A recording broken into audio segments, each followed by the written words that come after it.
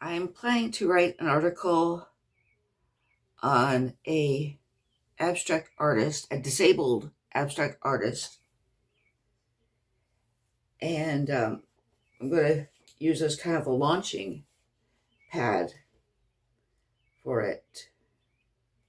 The last chapter, chapter 10 of from my book, The Bloodied and the Broken. And it's called The Brutal Burning of David Rothenberg.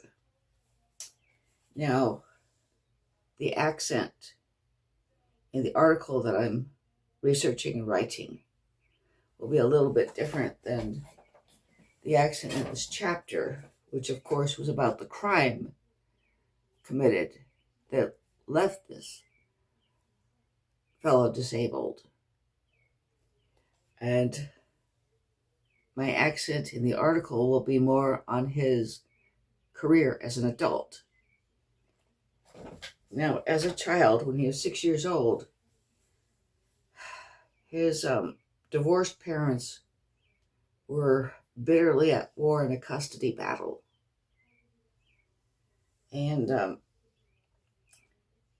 his father, Charles Rothenberg, had taken him to California, hopefully to go to Disneyland.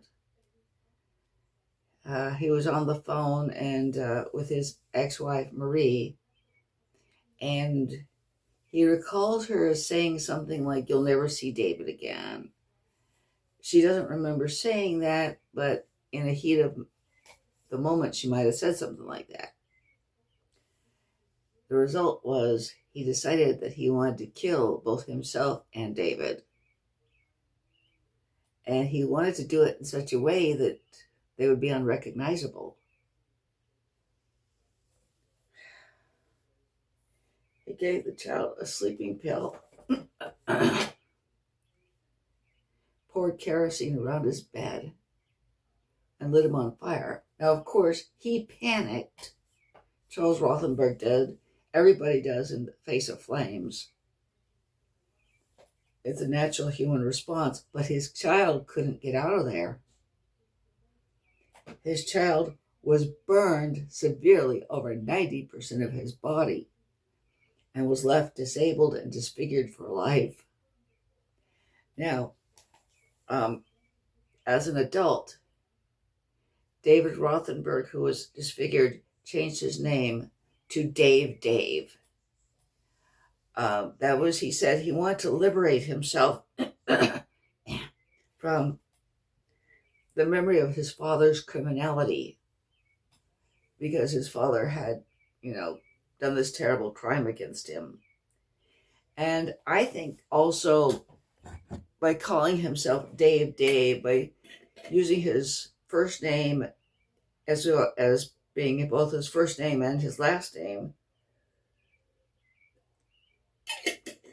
there's an element of whimsy or eccentricity, which is kind of emblematic of artists. You kind of expect an artist to be a little whimsical or a little eccentric.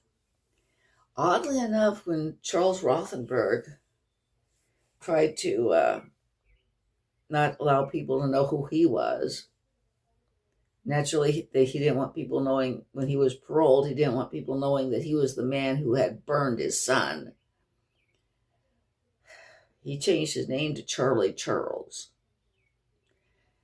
which is oddly similar to what his son did, with his, as far as the names go. Now, an odd thing that I do talk about in this book is that Mike Royko saw he's a columnist, a well-known columnist at this time, and he saw, I think it was like in 1990 something, or 1993. He saw Charles Rothenberg on the Larry King Show. And that was the first time that Mike Royko had ever tried to get into a talk show to talk to the guest. And he said in a column, but I rarely see a creature such as this one being given a national forum. And the reason he wanted to talk to the guest was he wanted to encourage him to commit suicide. Now, sounds pretty awful to tell anybody to commit suicide. But in this case, well, there was a reason. And the reason was because David Rothenberg, who was still a kid at the time, said he wouldn't feel safe as long as his father was alive.